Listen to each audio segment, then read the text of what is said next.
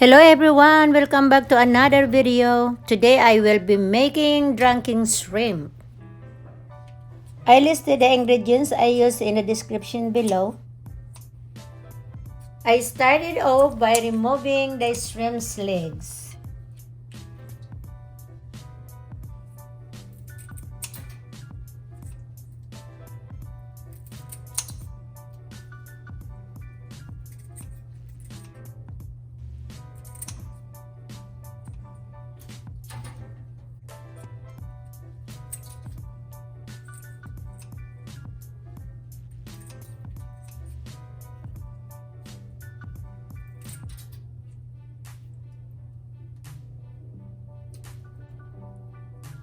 After cutting off the legs, I clean the shrimp.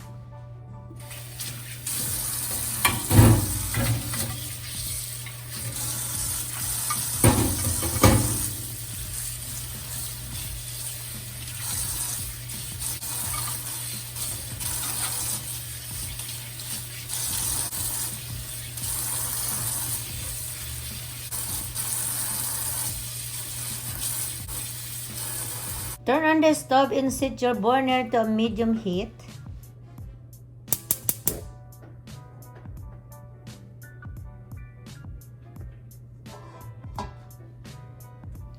Add oil to your pan before putting the main ingredients.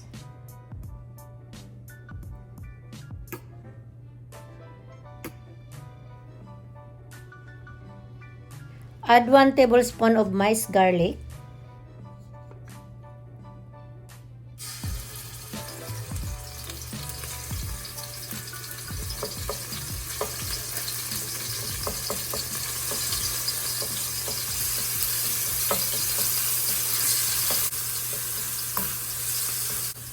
Add your shrimp, then 2 tablespoons of Old Bay seasoning.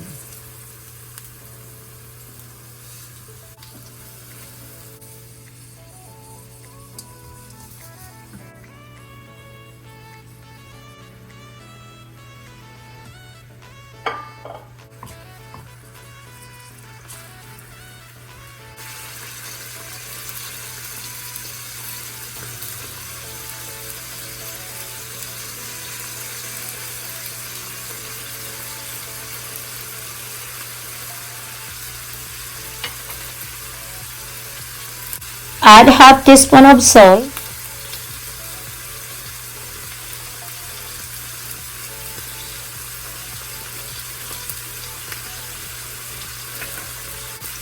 I don't have exact measurement for the next 2 ingredients, but I added garlic powder and onion powder.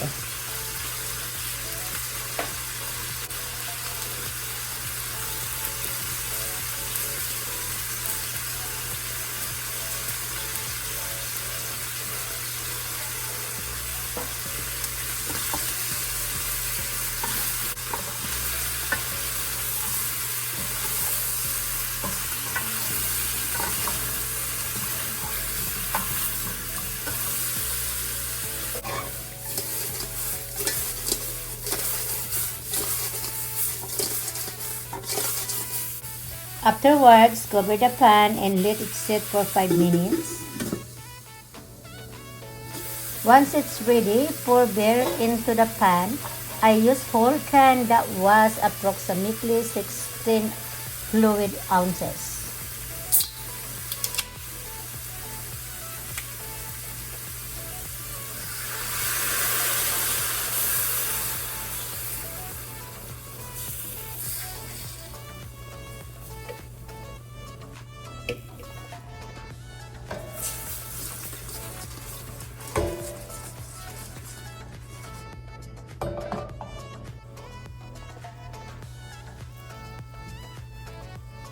I didn't have a measurement, but I added red pepper flakes and then covered the pan. Again, I let it sit for 5 minutes.